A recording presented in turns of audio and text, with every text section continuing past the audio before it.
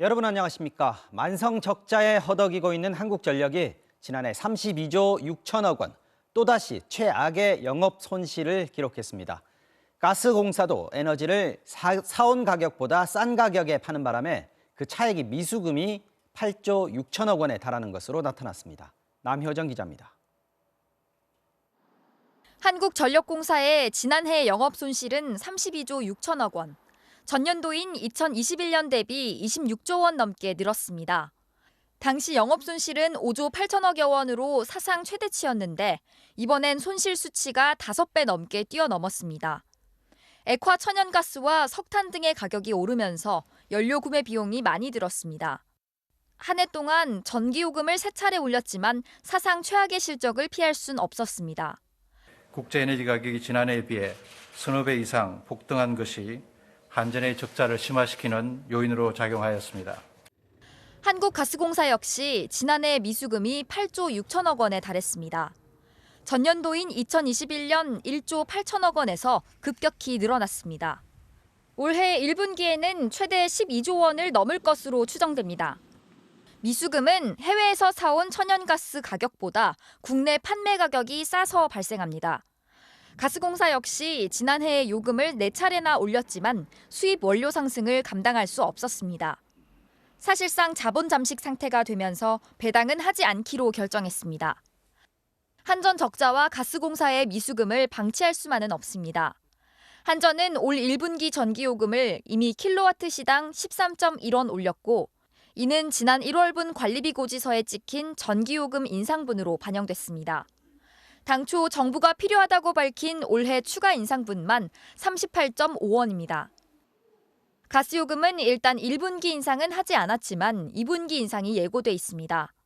정부는 서민 부담을 고려해 인상폭과 속도를 조절하겠다고 밝혔지만 요금 현실화를 계속 미뤄둘 수만은 없는 고민이 있습니다. MBC 뉴스 남효정입니다. 한전과 가스공사가 지난해 기록한 최악의 실적, 무엇보다 우크라이나 전쟁이 불러온 글로벌 에너지 위기를 반영한 결과입니다. 최근 들어 에너지 가격이 안정을 찾고는 있지만 지난 1년은 에너지가 곧 안보라는 값비싼 교훈을 되새기게 했습니다. 임상재 기자의 보도입니다. 지난달 전기료는 1년 전보다 29.5% 올랐습니다. 42년 만에 최고치입니다. 다시 정상 영업으로 돌아오나 생각했는데 앞으로 좀 유지를 못할 것 같아서 이제 좀 걱정이 들고 있어요. 도시가스는 1년 전보다 36%나 올랐습니다. 해봐갖고 많이 나오니까 이제 돈 낼 걱정이. 집에서 그럼 난방 어떻게 하세요? 그안 떼서 전기장판 또 많은데. 상승 추세에 있던 국제 에너지 가격에다 러시아, 우크라이나 전쟁이 불을 지폈습니다. 에너지의 90% 이상을 수입에 의존하는 우리나라는 직격탄을 맞았습니다. 에너지 가격 급등에 난방비와 전기료 등 공공요금 인상으로 다시 소비자 물가 상승을 이끌었습니다. 그나마 지금 에너지 가격은 하락세를 보이고 있습니다. 천연가스 선물 가격은 지난해 8월 정점을 찍고 2.31달러까지 떨어졌고 기름값도 하락 반전했습니다. 러시아 우크라이나 전쟁으로 경유 가격은 급등했습니다. 지난해 6월 전국 주유소의 평균 경유 가격은 리터당 2,089원까지 치솟으면서 휘발유를 앞질렀습니다. 경유가 다시 휘발유보다 저렴해진 건 8개월 만입니다. 예전에 비해서 많이 싸졌죠. 이제 휘발유 가격보다도 이제 떨어졌으니까. 한참 많이 올랐잖아요. 좀 부담이 많이 됐죠. 조금은 더 떨어져야 되지 않나. 전쟁은 에너지가 안보라는 교훈을 실감하게 했습니다. 러시아의 천연가스 공급 중단으로 위협을 받던 유럽의 일부 국가는 임시 방편으로 석탄에 눈을 돌렸다가 신재생 에너지 전환의 속도를 더 높였습니다. 미국은 인플레이션 감축법을 통해 풍력과 태양광 같은 신재생 에너지에 1,280억 달러를 투입합니다.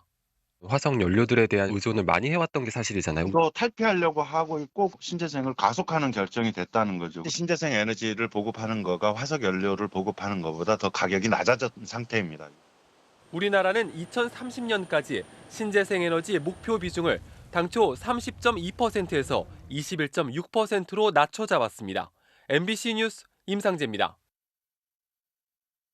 오늘은 러시아가 우크라이나를 침공한 지 딱 1년째 되는 날입니다. 일주일이면 끝날 거라고들 했는데 우크라이나의 저항은 만만치 않았고 결국 해를 넘겼습니다. 그리고 곧 봄이 오면 대결전이 벌어질 거라는 암울한 전망이 나오고 있습니다. 지난 1년의 상황을 신정현 기자가 되짚어봤습니다.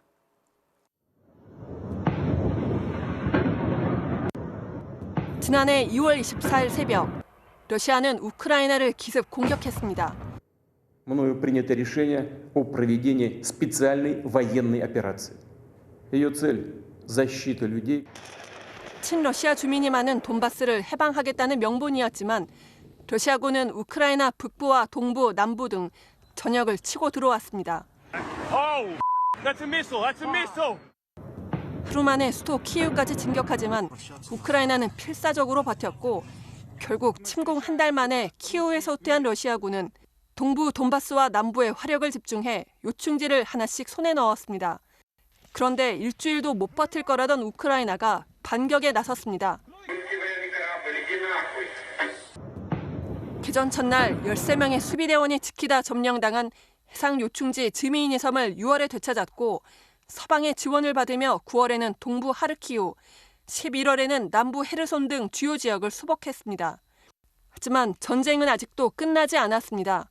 양측에서 죽거나 다친 군인은 최소 30만 명, 민간인 사상자도 2만 명이 넘습니다. 아들과 동반 입대한 노병은 머리를 다쳐 후송된 아들 걱정에 최전방에서 눈물을 삼킵니다. Пішов син, я за ним. Я не зміг сидіти просто вдома. Син пішов по повісті, а я ззаді, добровольцем. 전쟁통에 태어난 아기는 이틀 만에 세상을 떠났습니다. Сказала, попала ракета в роддом. Ребенка не нашла. Ребенка не нашла. Ее вытащили МЧСники. 유엔은 러시아의 철군을 요구하는 결의안을 채택했습니다. 국제사회가 한 목소리를 냈다는 의미는 있지만 전쟁을 끝낼 힘은 가지고 있지 않습니다. MBC 뉴스 신정현입니다. 지금 현재 전쟁은 교착 상태입니다. 바흐무트 등 우크라이나 동부 전선에서 가장 치열한 전투가 벌어지고 있는데 대치 상태에서 물량을 쏟아붓는 소모전 양상으로 전개되고 있습니다. 서방의 제재에도 불구하고 러시아의 전쟁 물자는 아직 바닥나지 않은 것으로 보입니다. 파리에서 조명아 특파원이 전해드립니다. 동부전선 바흐무트는 현재 가장 치열하게 교전이 벌어지는 최전선입니다. 우크라이나 병사들은 말 그대로 필사의 각오로 이 지역을 지키고 있습니다. Ну, просто если сдадим Бахмут, будет сильно тяжело потом. Нам никак нельзя его сдавать, поэтому будем держаться, будем пытаться. 여기서 싸우는 러시아 측 상대는 바로 민간 용병 와그너 그룹입니다. 전쟁 물자 지원을 놓고 러시아군과 갈등을 빚으면서도 이들은 지속적으로 우크라이나군을 압박하고 있습니다. Понедельник штурмовали. Сегодня утром крайнюю пятиэтажку уже взяли и уже совсем рядом осталось до центра Бахмута. 이제 전투 양상은 서로의 진영에 화력을 쏟아붓는 소모전으로 흐르고 있는데 연일 러시아의 공세가 거셉니다. We have fights every day and every night. Some time ago it was enemy tank attack. 서방의 제재가 러시아의 전쟁 수행 능력에 별다른 타격을 주지 못했다는 관측도 나옵니다. 우선 러시아 경제가 의외로 탄탄합니다. 국제통화기금 IMF는 러시아 경제 성장률을 올해 0.3%, 내년 2.1%로 전망했는데 역성장이 예상되는 영국보다도 훨씬 나은 수준입니다. 원자재값 상승으로 인한 인플레이션에 지정학적 리스크로 인한 투자 감소까지 겹치면서 서방 세계의 경제가 더 어려워진 상황입니다. Et que l'Europe sanctionne la Russie n'empêche pas la Russie d'aller faire du commerce avec la Chine. Les États-Unis veulent plus faire de commerce avec la Russie, c'est pas grave. La Russie ira faire du commerce avec l'Inde. 전쟁 1주년에 맞춰 발표할 예정이던 유럽연합의 10차 제재안은 회원국 간의 이견으로 협의가 난항을 거듭하면서 합의안 도출에 실패했습니다. 반면 미국은 조금 전 러시아에 대한 추가 제재안을 발표했습니다. 러시아와 러시아를 지원하는 국가들의 개인 200여 명과 단체를 무더기로 제재 대상에 올렸는데 러시아 경제와 반도체 등 첨단 기술을 겨냥한 것으로 전해졌습니다. 파리에서 MBC 뉴스 조명합니다. 자, 그렇다면 앞으로 전쟁은 어떻게 될까요? 다가오는 봄에 전쟁이 확전으로 치닫게 될지 아니면 두 나라가 협상에 나설지 지금 예측하기는 쉽지 않습니다. 전쟁이 더 이어지다가 종국엔 한국처럼 우크라이나가 분단될 거라는 전망까지 나오는데요. 워싱턴 김수진 특파원이 전문가들의 얘기를 들어봤습니다. 전쟁의 끝은 잘 보이지 않습니다. 그래서 일각에선 한반도식 분할 방안을 거론합니다. 협상을 해서 휴전선을 긋는 것 말고는 방법이 없다는 겁니다. The big question is where will that line run? I think the West and Ukraine are determined to keep that line as far east and as far south that they can. MBC는 미국의 방문 교수로 와 있는 우크라이나 학자에게 휴전 협상 가능성을 물어봤습니다. 돌아온 대답은 절대 불가였습니다. 러시아와 우크라이나는 아예 다른 나라고 서로 영토를 양보할 가능성은 없다는 겁니다. Do you think Ukraine can accommodate a ceasefire without taking back territories invaded by Russia? It's not a very good analogy, really. We are not even the same people. You know, it's Russian people and Ukrainian people, very distinct people with distinct cultures, with different languages. 이 때문에 전쟁은 계속 이어질 수밖에 없을 거라고 관측했습니다. Unfortunately, Russia is not showing any signs of stopping it. For Ukraine, we have to fight back. There's no other way. 러시아가 스스로 승리 선언을 하고 갑자기 전쟁을 끝내버릴 가능성도 제기되지만 아직 그런 징후는 보이지 않습니다. 오히려 봄이 되면 러시아는 다시 한번 대공세에 나설 것으로 보입니다. 서방의 지원을 등에 업은 우크라이나도 반격에 나서겠지만 어느 쪽도 상대를 굴복시킬 전력을 가지고 있지는 않습니다.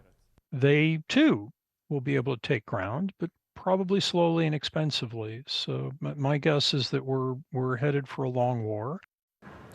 평화 협상이 가능할 거란 기대는 옅어지고 있습니다. 전쟁 발발 1년이 됐지만 좀처럼 끝날 기미는 보이지 않고 장기전의 수렁에 빠질 거란 전망만 힘을 얻고 있습니다.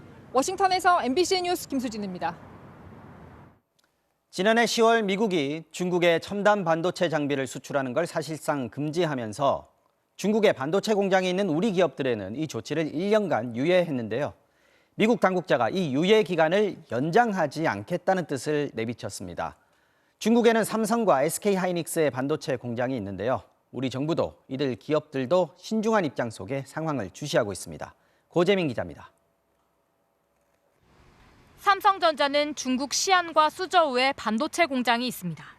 SK하이닉스는 우시와 충칭에서 반도체 공장을 운영하고 있고 다롄에도 인텔에서 인수한 낸드 공장이 있습니다. 반도체 공장 운영을 위해선 끊임없이 최첨단 장비나 제품을 수입해야 하는데 이걸 막을 수 있다는 경고성 발언이 미국에서 나왔습니다.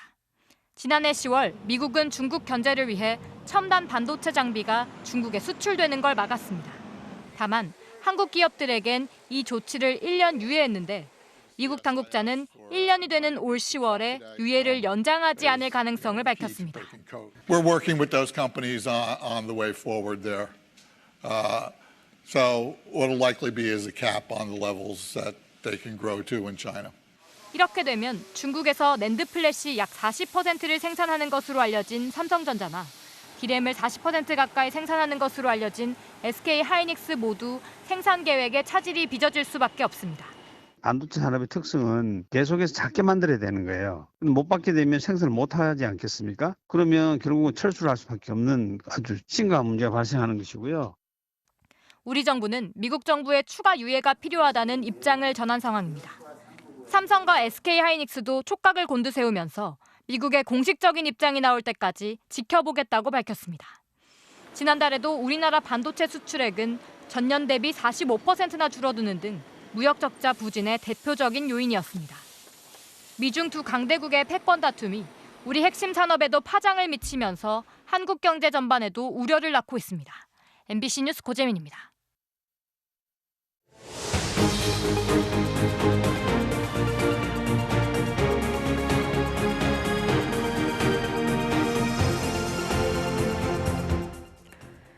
북한의 핵을 막기 위해서 미국의 핵 전력을 어떻게 운용할지를 논의하는 한미 군 당국의 회의가 열렸습니다. 북한이 핵을 사용하면 정권 종말을 초래할 것이라고 경고했고 이례적으로 미국의 핵 잠수함 기지를 방문하기도 했는데요. 북한은 핵 전쟁 준비는 한국과 미국이 하고 있다고 거꾸로 주장하면서 선전포고로 간주하겠다는 담화까지 냈습니다. 정동훈 기자가 취재했습니다. 미국 해군의 오하이오급 잠수함, 핵이 탑재된 트라이던트2 잠수함 발사 탄도미사일을 24발까지 발사할 수 있습니다. 대륙간 탄도미사일, 전략폭격기와 더불어 미국의 3대 핵전력인데 위치까지 극비입니다. 북한의 핵 사용을 막기 위해 전략 자산을 어떻게 동원할지 확장 억제 운영 연습에 참가한 한미 국방부 대표단이 이 핵잠수함 기지를 방문했습니다. 핵잠수함 내부도 한국 측에는 처음 공개했습니다. 한미 대표단은 연습을 마친 뒤엔 북한이 핵을 사용하면 그 위력과 상관없이 북한 정권의 종말을 초래할 것이라는 강도 높은 메시지를 내놨습니다. 북한이 어떤 종류의 핵을 쓰더라도 미국이 반드시 핵으로 응징보복하겠다라고 다시 공포한 것은 확장 억제 측면에서 가장 높은 수준을 다시 확인했다라고 판단이 됩니다. 특히 미국은 북한의 핵 위협을 막기 위해 유연한 핵전력을 지속적으로 전개할 뜻도 분명히 했습니다. 전술핵을 상시 배치하지 않고 대신 핵무기를 쓸 수 있는 폭격기나 전투기를 수시로 한반도 인근에 보낸다는 의미지만 기존과 달리 핵무기란 표현을 적시했습니다. 북한은 한미가 먼저 핵전쟁 시연을 벌이고 있다고 주장하며 반발했습니다. 북한은 담화에서 한미가 적대적이고 도발적인 관행을 이어간다면 선전포고로 받아들일 것이라고 엄포를 놨습니다. 담화는 외무상이 아닌 국장 명의로 발표됐는데 반발 수위를 조절하면서도 향후 도발을 정당화하려는 것으로 보입니다. ICBM을 정상각도로 시험 발사하려면 뭔가 명분 축적이 필요하잖아요. 추가 도발을 위한 하나의 명분으로 활용을 하고 있다라고. 북한은 이달 들어서만 김여정 노동당 부부장 등 6차례 담화를 쏟아내며 국제사회의 비난을 견제하고 있습니다. MBC 뉴스 정동훈입니다. 네, 이렇게 미국과 한국의 움직임에 반발한 북한이 어제 전략 순항 미사일 4발을 쐈다고 밝혔습니다. 핵을 탑재할 수 있는 장거리 순항 미사일이라는 건데 우리 군은 북한이 쐈다는 미사일을 탐지하지 못했다고 밝혔습니다. 지난해 울산 앞바다에 순항 미사일을 쐈다고 거짓 주장을 한 것처럼 실제로는 쏘지 않았을 수도 있다는 건데요. 이어서 홍익표 기자가 전해드리겠습니다. 이동식 발사대에서 쏜 미사일이 화염을 내뿜으며 치솟습니다. 화염은 수평선과 평행을 이루며 날아갑니다. 북한이 어제 새벽 함경북도 김책시 일대에서 발사했다는 전략 순항미사일 화살 2형의 모습입니다. 순항미사일 4발은 2시간 50분 동안 팔자형 궤도로 2,000km를 날아 표적에 명중했다고 북한은 밝혔습니다. 공화국 핵전투 무력의 림전 태세가 다시 한번 뚜렷이 과시됐습니다. 포물선을 그리며 높이 날아오르는 탄도미사일과 달리 순항미사일은 낮은 고도로 오래 날아 탐지가 더 까다롭습니다. 해면을 스치듯이 지나가는 저공비용 쭉 가다가 올라갔다가 다시 내리꽂는단 말이에요. 북한이 핵탄두를 달 수 있다고 주장하는 전략 순항미사일을 발사한 건 지난해 10월 이후 처음입니다. 하지만 합동참모본부는 한미 정찰 감시 자산이 파악한 것과 북한의 발표에 차이가 있다는 입장입니다. 군 소식통은 미사일 발사 전 징후가 포착되지 않았고 탐지된 북한의 순항미사일도 없었다고 전했습니다. 낮게 나는 순항미사일 특성상 탐지가 안 됐을 가능성도 배제할 순 없지만 북한이 실제로 쏘지 않고 발사한 것처럼 꾸몄을 수도 있습니다. 로켓 모터가 가동이 돼서 탁 튀어오를 때 이때는 고도가 높아지기 때문에 4발이나 썼다라고 하면 그중에 일부라도 걸리는 게 정상이겠지. 우리 군의 탐지 능력을 의심하게 하고 혼란을 줄 목적일 수 있습니다. 지난해 11월에도 북한은 울산 앞바다에 순항미사일 2발을 발사했다고 주장했는데 당시 군은 그런 미사일은 없다며 반박했습니다. MBC 뉴스 홍익표입니다.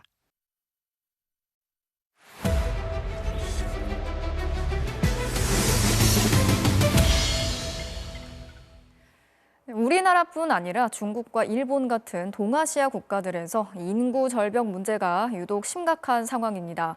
그래서 일본과 중국도 앞다퉈서 다양한 대책들을 내놓고 있는데 오늘 이 내용 차례로 살펴보겠습니다. 자, 먼저 일본에서는 저출생 문제를 전담하는 정부 기구를 새로 만들기로 했고요. 지자체들도 파격적인 대책들을 내놓고 있습니다. 도쿄에서 현영준 특파원이 전해드리겠습니다. 도쿄 북부의 아다치구는 저출생 대책으로 자녀 1인당 최대 3,600만 엔, 우리 돈 3억 5천만 원까지 대학 등록금을 무상 제공하기로 했습니다. 구민 중에서 40명을 선발해 지원하는데 교육비 부담을 줄이기 위한 파격적인 대책입니다. 大学に入った後、常に成績が 4.0 以上であって、4人世帯で800万円ぐらいまでのケースを見ているんですけれど。 세타가야구를 비롯해 많은 지자체가 둘째나 셋째 아이부터 주던 출산 지원금을 첫째부터 주기로 하는 등 예산과 정책 우선순위가 저출생 대책으로 바뀌고 있습니다. 특히 중학생까지 지원하는 매달 10만 원의 아동수당을 부모의 소득 수준에 관계없이 고등학생까지 확대하는 방안도 논의 중입니다. 일본 정부는 이 같은 다양한 저출생 대책들을 통합 지원하기 위해 오는 4월 최초로 어린이 가정청을 출범시킵니다. 어린이 가정청은 아동수당은 물론 육아시설이나 부모의 근로 방식까지 종합적인 저출생 대책을 추진할 예정입니다. 기시다 총리도 전국을 돌며 저출생 대책 마련에 발벗고 나섰습니다. 특히 마을 주민 전체가 젊은 부부들을 위해 육아 지원에 나선 결과 출산율을 2.98까지 높인 오카야마현 나기초 마을을 찾아 사회 전체가 육아에 대한 인식을 바꿀 때라고 강조했습니다. 人とつながれたことがすごく心の支えになり、ここ奈義町で安心してのびのびと楽しく子育てができたのかなという点が一番良かった点です。奈義町がこの町ぐるみで、こうした子育てについても、取り組んでおられる、そうした素晴らしい雰囲気を感じさせていただきました。 일본에선 저출생 대책에 앞서 남성 28%, 여성 18%에 달하는 기록적인 평생 미혼율부터 해결해야 한다는 지적이 눈길을 끌고 있습니다. 결혼도 안 했는데 아이를 낳아 기르라고 할 순 없기 때문입니다. 도쿄에서 MBC 뉴스 현영준입니다. 대통령실이 이르면 다음 달에 저출생 종합 대책을 발표할 예정입니다. 대통령실 관계자는 기존의 백화점식 대책에서 벗어나서 효과가 있었던 정책을 중심으로 선택과 집중을 하겠다면서 그동안 별다른 대책이 없었던 고령화 대책도 이번에 제대로 세울 것이라고 말했습니다. 대통령실 내부에서는 윤석열 대통령의 대선 공약이었던 육아 재택근무 보장 같은 방안이 거론되고 있습니다. 민주당 이재명 대표에 대한 체포동의안이 오늘 국회 본회의에 보고됐습니다. 다음 주 월요일에 표결에 붙여질 예정인데요. 가결이냐 부결이냐, 또 부결이 되더라도 몇 표로 부결이 될 건지를 계산하면서 각 정당과 정치 세력들이 복잡한 수싸움에 들어갔습니다. 손하늘 기자가 취재했습니다. 이재명 민주당 대표의 체포동의안이 오늘 오후 국회 본회의에 보고됐습니다. 국회의원 이재명 체포동의안이 접수되었습니다. 체포동의안 표결을 사흘 앞두고 이재명 대표는 윤석열 정부에 대한 강도 높은 비판을 이어갔습니다. 한우가 폭락 대책이라고 내놓은 게 암소 무더기 도축입니다. 시중에 유행하는 말로 장난하십니까? 과반인 169석을 갖고 있는 민주당은 체포동의안 부결을 기정사실로 보고 있습니다. 하지만 이탈표가 얼마나 나올지 신경 쓰는 분위기입니다. 당 내에서는 일단 이번에 체포동의안을 부결시키더라도 이재명 대표가 대표직을 내려놔야 한다는 목소리가 나오고 있습니다. 이대로 총선을 치르기는 어렵다는 주장입니다. 부결을 시키되 당대표한테 이렇게 결단을 요구하자. 이런 그룹이 하나 있고 검찰 영장이 이렇게 허접하니 법원은 이건 기각할 거다. 그러니까 당당하게 먼저 나가시라. 이런 그룹이 또 있죠. 이 대표 측은 사퇴 압박을 일축했습니다. 민주당 당원이나 지지자 중에 한 70% 정도 이상이 이재명 당대표 지지자들입니다. 이분들의 지지와 어떤 지지 강도를 유지하면서 저희가 총선에 임해야겠죠. 6석을 가진 정의당은 체포동의안 가결 입장을 거듭 확인했습니다. 이재명 대표는 무고를 주장하며 검찰 수사에 협조해 왔습니다. 말씀대로라면 영장 심사를 거부할 이유가 없습니다. 국민의힘은 이탈표를 늘리기 위해 심리전을 이어갔습니다. 이번에 똘똘 뭉쳐서 체포동의안을 거부한다 하더라도 그 이후에 다른 방법이 잘 없기 때문에 그런 점을 민주당 의원들이 많이 고민하실 걸로 생각을 합니다. 사흘 뒤 체포동의안이 부결되더라도 검찰이 계속 영장을 청구할 가능성 때문에 이 민주당 안에서는 논란이 이어질 걸로 보입니다. MBC 뉴스 손하늘입니다.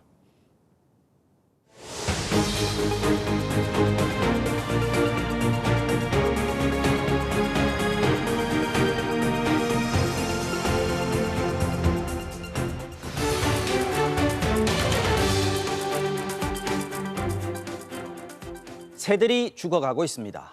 인류에게 코로나가 그런 것처럼 새들도 지금 치명적인 바이러스로 팬데믹을 겪고 있습니다. 바로 H5N1형 조류 인플루엔자입니다. 최근 이 바이러스가 돌연변이를 일으켜서 감염력도 더 강해졌고 여우나 바다사자 같은 포유류까지 공격하고 있다고 합니다. 더 큰 문제는 사람으로도 확산할 우려가 커지고 있다는 점입니다. 조류발 새로운 팬데믹이 닥치는 건 아닌가 방역당국이 긴장하고 있습니다. 현인아 기자가 집중 취재했습니다. 바다새들의 보금자리인 작은 섬에서 비극적인 일이 일어났습니다. 바위섬 곳곳에 푸른 깃털이 달린 바다새가 쓰러져 있습니다. 방역복을 입은 사람들이 죽은 바다새를 찾아 비닐백에 담습니다. 새를 담은 커다란 비닐백이 하나둘씩 쌓여갑니다. We have already picked up thousands of dead birds, and that is probably just the tip of the iceberg. 지난해 11월 대서양 건너 태평양 동부의 페루 해변입니다. 해변에 쓰러져 있는 새들은 긴 부리를 가진 펠리컨입니다. 이들을 죽인 범인은 고병원성 조류 인플루엔자 바이러스 H5N1형입니다. 바이러스에 감염된 펠리컨 한 마리가 고통스러운지 몸을 떨며 눈을 껌뻑입니다. 이 바이러스는 전 세계의 축산 농가로도 급속히 퍼지고 있습니다. 바이러스 발병이 확인된 곳을 표시한 지도입니다. 유럽과 북미, 남미와 아시아 등 전 대륙으로 퍼졌습니다.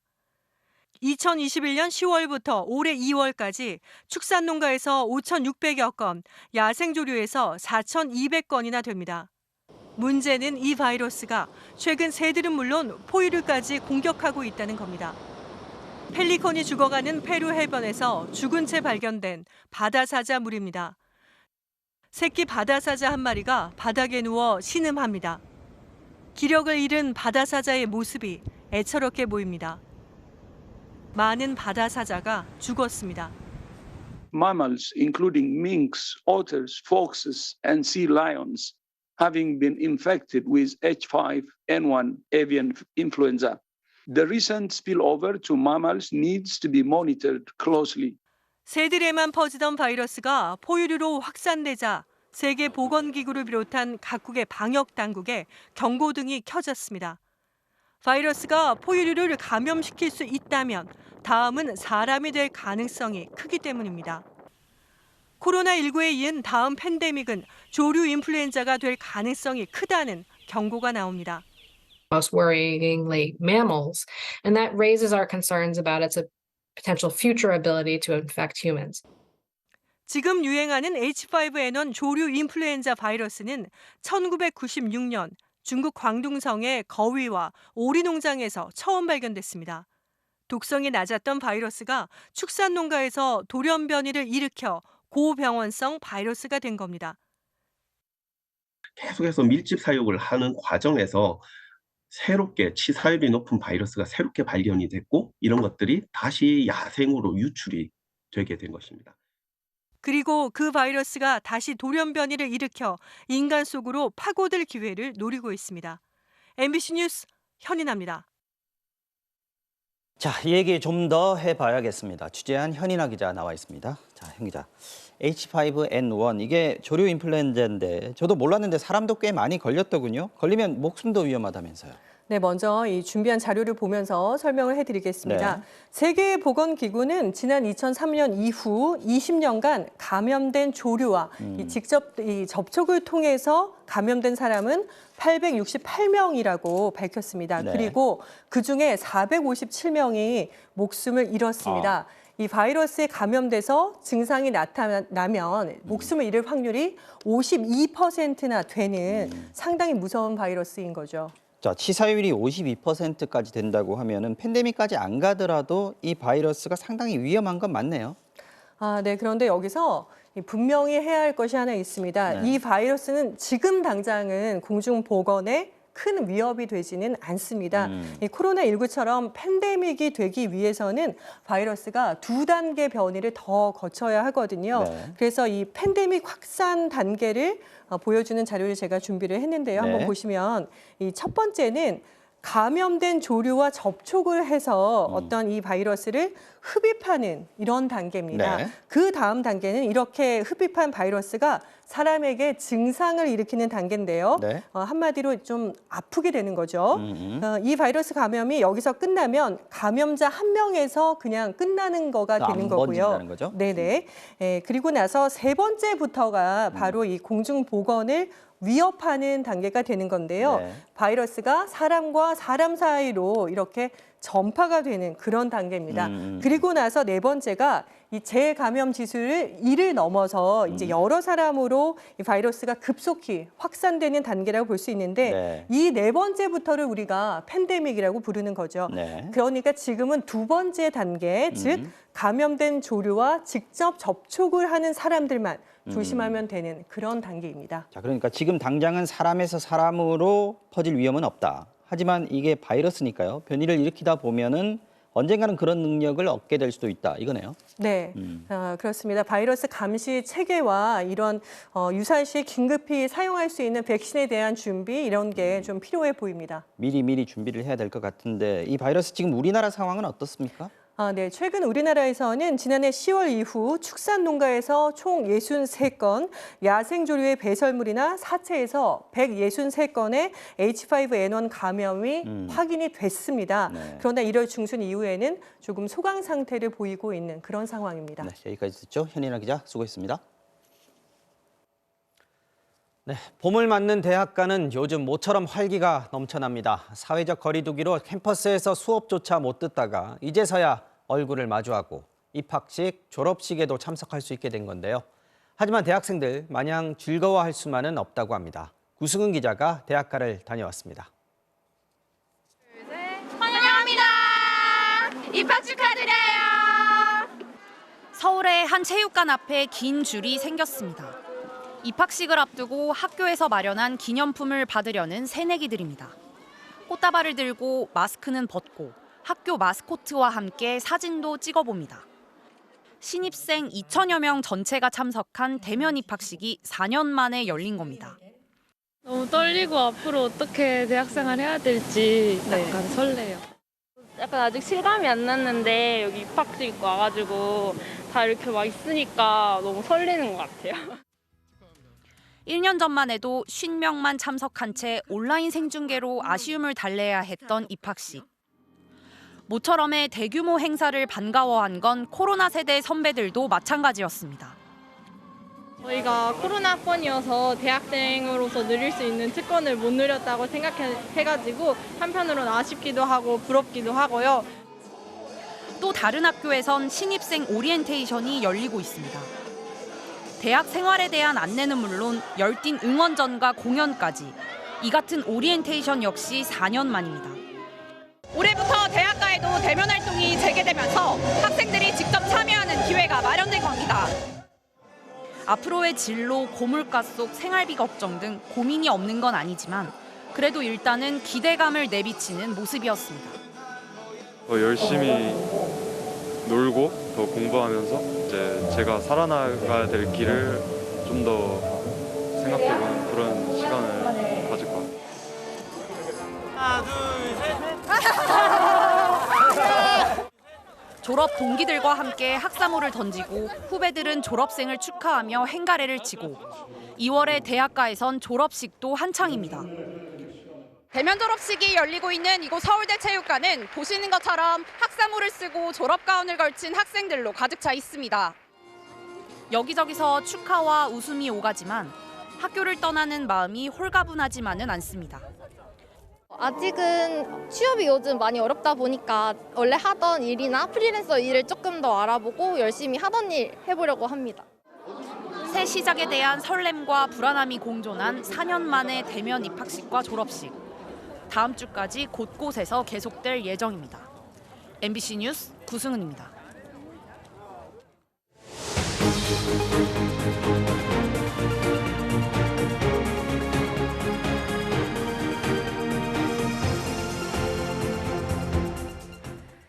마약류 투약 혐의로 수사를 받고 있는 배우 유아인 씨. 국립과학수사연구원의 모발 검사 결과 모두 3종류의 마약 성분이 검출된 것으로 MBC 취재 결과 확인이 됐습니다. 처음 투약 의혹이 제기된 프로포폴은 물론이고 대마초와 또 다른 마약을 투약한 정황까지 확인됐습니다. 이혜리 기자가 단독 취재했습니다. 향정신성 의약품 프로포폴을 상습 투약하고 대마초를 흡입한 혐의로 경찰에 입건돼 수사를 받고 있는 배우 유아인 씨. 경찰은 지난 5일 인천국제공항에 입국한 유 씨를 상대로 간이 소변 검사를 실시하고 모발도 채취해 국립과학수사연구원에 분석을 의뢰했습니다. 최근 국과수는 유 씨의 모발에서 모두 3종류의 마약류 성분이 검출됐다는 분석 결과를 경찰에 전한 것으로 확인됐습니다. 상습 투약 의혹이 제기된 프로포폴은 물론 소변에서 양성이 나온 대마, 그리고 또 다른 제3의 마약 성분까지 검출됐다는 겁니다. 소변의 경우 단기간에 사용하는 마약만 확인할 수 있지만 모발의 경우는 최대 1년간 투약한 약물까지 확인할 수 있어 정확성이 더 높은 것으로 평가됩니다. 유 씨의 휴대전화도 확보한 경찰은 디지털 분석 결과 등이 나오는 대로 유 씨를 조만간 피의자 신분으로 불러 조사할 계획입니다. 이와 관련해 오유경 식약처장은 식약처가 잡은 것은 유아인이 아니라 엄홍식이라며 유 씨의 본명을 언급했습니다. 식약처의 마약류 통합 관리 시스템에 6억 개 이상의 데이터가 있다며 시스템을 통해 프로포폴 투약 의혹을 밝혀냈다는 겁니다. 프로포폴에서 시작된 유 씨의 의혹이 대마와 제3의 마약 투약 의혹까지 번진 가운데 소속사 측은 경찰에서 공식적으로 전달받은 내용은 없지만 일정이 정해지는 대로 성실히 조사받을 예정이라고 밝혔습니다. MBC 뉴스 이혜리입니다. 배달시킨 음식에서 철사가 나왔다고 항의를 해서 음식값을 되돌려받은 사람이 있습니다. 알고 보니까 이 남성은 똑같은 방법으로 10군데가 넘는 음식점들을 상대로 돈을 돌려받은 것으로 전해졌는데요. 경찰이 수사에 나섰습니다. 정자영 기자가 취재했습니다. 이 피자 가게 업주는 지난해 말 배달앱을 통해 피자 2판을 주문받고 배달했습니다. 그런데 15분 뒤 주문한 남성이 전화를 걸어와 피자에서 손톱 길이만한 철사 조각이 나왔다고 항의했습니다. 뭐가 나왔어요? 되게 좀 날카로운데? 날카롭다요? 쇠라고요? 제가 일부러 해서 그렇게 무슨 이득을 보겠어요, 제가. 남성은 곧바로 은행 계좌번호를 알려주며 음식값 환불을 요구했습니다. 사장은 피자를 조리하는 과정에서 철사 조각이 들어갈 리 없다고 생각했지만 어쩔 수 없이 피자값 36,000원을 되돌려줬습니다. 리뷰가 안 좋게 달리게 되면은 저희 이제 매출에 타격이 아무래도 있기 때문에 고객이 원하는 대로 해줘야겠다 그런 생각을 했던 것 같아요. 그런데 얼마 뒤 동네에서 음식점을 하는 업주 상당수가 비슷한 일을 당했다는 사실을 알게 됐습니다. 지난해 8월 인근 족발집과 샐러드 가게 업주도 이 남성에게 음식을 배달했는데 똑같이 철사 조각이 나왔다는 항의 전화를 받았다는 겁니다. 거기에서도 이런 피해를 봤다고 이야기가 나왔고 그렇다면 전체적으로 이게 만성동이나 혁신동에 어마어마한 이런 블랙 컨슈머에 의해서 피해본 사람들이 많이 있을 거다. 업주들이 아름아름으로 조사한 결과 같은 일을 겪은 음식점은 14곳. 환불해 간 돈은 음식점마다 3만 원부터 8만 원 정도였습니다. 업주가 환불을 거절하면 배달앱에 신고했고 이물질이 나온 음식을 회수하겠다고 하면 이미 버렸다며 돌려주지 않았습니다. 업주들은 남성이 음식에 이물질을 넣어 자작극을 벌인 것으로 의심하고 경찰에 수사를 의뢰했습니다. 이렇게 사기 정도는 봐야 되지 않을까? 사기? 꼼꼼히 살 빼갖고 제대로 사실관계를 밝혀봐야지. 업주들은 인근에 피해자가 더 있는지 자체 조사를 이어가고 있습니다. MBC 뉴스 정자영입니다. 술에 취했으니 집에 데려다 달라. 키우는 애완견이 아프다. 모두 119에 걸려온 신고 내용인데요. 응급 상황이 아닌데도 119에 신고를 하는 이런 황당한 경우가 여전히 많다고 합니다. 정인곤 기자가 전해드리겠습니다. 평일 아침 119 상황실로 걸려온 신고 전화. 술에 취해 집에 갈 수 없다며 다짜고짜 구급차를 불러달라고 합니다. 여보세요? 뭘 도와드릴까요? 저 집에 좀 데려주세요. 저 술이 너무 많이 취해가지고 그럴 수가 없어요. 키우는 개가 아프다며 신고하는 사람도 있습니다. 강아지가 집에 있는데 무슨 일이에요? 허벅지 있잖아요. 그 교통사고를 내갖고 불어먹어갖고. 선생님은 허벅지가 아프다는 거예요? 개가 다쳤다는 거지. 지난해 울산 소방본부에 걸려온 비응급 신고는 365건, 하루 한 건꼴로 접수됐습니다. 그나마 이런 황당한 신고는 119 상황실에서 걸러낼 수 있습니다. 온몸에 통증이 심해서 거동을 못하겠다는 신고를 받고 구급대원들이 출동했는데 응급 상황이 아닌 경우도 적지 않습니다. 단순 감기 환자였는데 보호자도 있었고 걸어서 구급차를 타고 병원에 이송을 한 적이 있습니다. 그래서 그때 병원에 이제 갔다 와서 조금 구급대원으로서 허탈한 마음이 있었고. 하지만 비응급 신고가 반복되면 구급차 공백이 생겨 위급 환자의 골든타임을 놓칠 수 있습니다. 응급 환자분들에 대해서 저희가 출동을 못하는 경우가 많습니다. 그런 상황이 발생하지 않기 위해서 비응급 신고는 최대한 자제해 주시고. 거짓 장난 신고는 최대 과태료 500만 원을 부과할 수 있지만 비응급 신고는 처벌 규정조차 없어 결국 성숙한 시민의식에 기댈 수밖에 없는 상황입니다. MBC 뉴스 정인곤입니다. 세계적인 명품 브랜드 루이비통이 최근 뉴욕에서 불법 도용 논란에 휩싸였습니다. 유명 화가의 작품을 광고에 쓰려다가 거절당하자 허락도 받지 않고 그냥 가져다가 쓴 건데요. 자사 상표권 보호에 유난히 엄격했던 루이비통이어서 더 많은 비판을 받고 있습니다. 네, 무슨 사정인지 뉴욕에서 강나림 특파원이 전해드리겠습니다.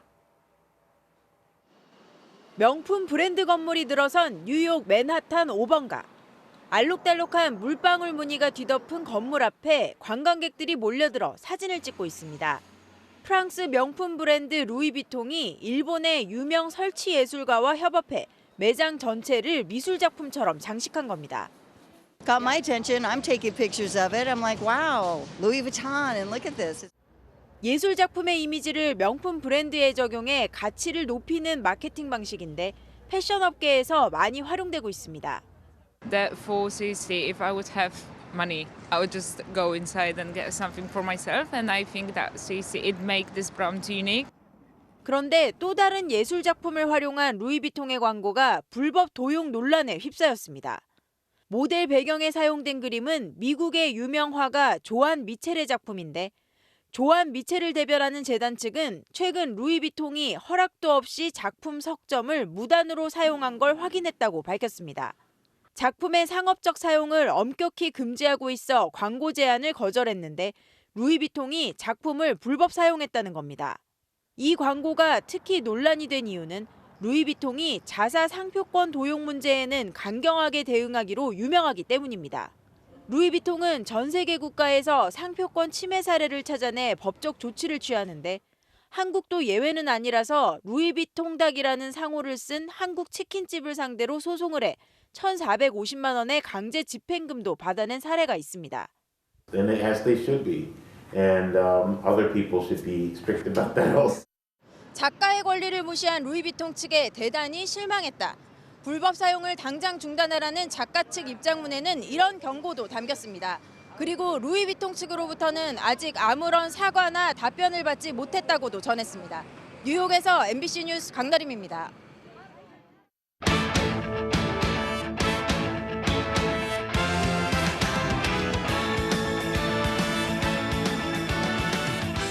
금요일 밤 스포츠 뉴스입니다. 여자 배구 흥국생명이 대행체제를 끝내고 신임 아본단자 감독 데뷔전에서 승리했습니다. 에이스 김연경 선수는 자신의 은퇴 문제보다는 우승에만 집중하고 싶다는 의지를 밝혔습니다. 김태훈 기자입니다. 흥국생명의 새 사령탑 아본단자 감독은 열정이 넘쳤습니다. 부리부리한 눈매와 다양한 손동작에 전술판까지 사용해 선수들을 격려했고 쉴 새 없이 말하고 엄지를 치켜 세우며 팀 분위기를 이끌었습니다.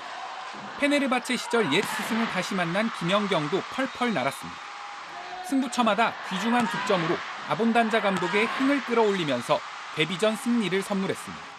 Great, and especially we finish with 3-0 winning in Istanbul and we start with 3-0 winning here. I hope is a good sign for our future. 작전 타임 도중엔 통역을 도와 선수들에게 감독의 지시를 전달하는 등 코트 안팎에서 존재감도 여전했습니다. 어쨌든 영어를 할 수 있는 선수가 없기 때문에 이제 코트 안에서 제가 조금 그런 역할들을 또 해야 될 것 같고 중간중간 이제 작전을 낼 때 그럴 때 이제 좀 제가 더 얘기를 해주고. 감독 해임 파문에서도 선두로 올라선 만큼 은퇴에 대해선 더 말하고 싶지 않다며 말을 아꼈습니다. 어쨌든 저희 은퇴에 대한 얘기가 이제 너무 많이 나와가지고 은퇴에 대한 얘기는 좀 안 했으면 좋겠고 그리고 우승으로 좀 마무리할 수 있는 그런 거에 좀 포커스를 맞춰서 집중했으면 좋겠습니다. IOC 선수위원 꿈도 품고 있는 김연경은 일단 팀의 우승을 이룬 뒤 새로운 도전에 나설 계획입니다. MBC 뉴스 김태훈입니다.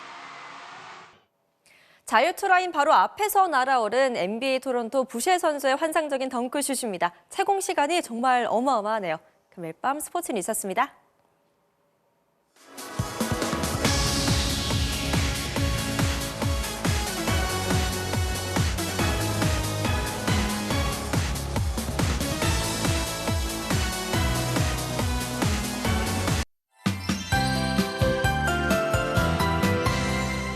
서울은 일찌감치 파란 하늘이 드러났죠. 밤 사이에는 먼지를 밀어낸 찬 공기가 기온을 끌어내립니다. 오늘 영상권에 보였던 서울의 아침 기온이 내일은 영하 3도, 철원은 영하 8도까지 떨어지겠습니다. 내일은 미세먼지 없이 내내 맑겠는데요. 다만 수도권에는 여수제 건조주의보가 이어지는 등 내륙 지방의 대기가 바짝 메말라 있겠습니다. 반면 동해안 지방은 오후부터 먹구름이 잔뜩 몰려오고 있습니다. 설악산 정상부의 모습이고요. 아직은 눈이 약하게 날리는 정도지만 자정을 전후해서는 눈발이 강해져 대설특보 가능성이 있겠습니다. 내일까지 예상 적설량은 강원 영동 중남부에 최고 20cm 이상, 울릉도 독도와 경북 북부 동해안 그리고 강원 영동 북부에 최고 10cm가량입니다. 주말 새 동해안 지방에 계시는 분들 안전사고에 유의하셔야겠습니다. 내일 내륙 지방은 대체로 맑겠고요. 동해안은 흐린 가운데 너울성 파도가 강하게 밀려오겠습니다. 아침 최저 기온은 서울이 영하 3도, 대전 영하 4도로 오늘보다 3도에서 7도가량 낮겠고요. 낮에도 서울의 기온이 5도, 대구 8도로 종일 쌀쌀함이 감돌겠습니다. 이 기온은 일요일 낮부터 점차 오름세를 보일 전망입니다. 날씨였습니다. 금요일 뉴스데스크 마치겠습니다. 함께해 주신 여러분 고맙습니다.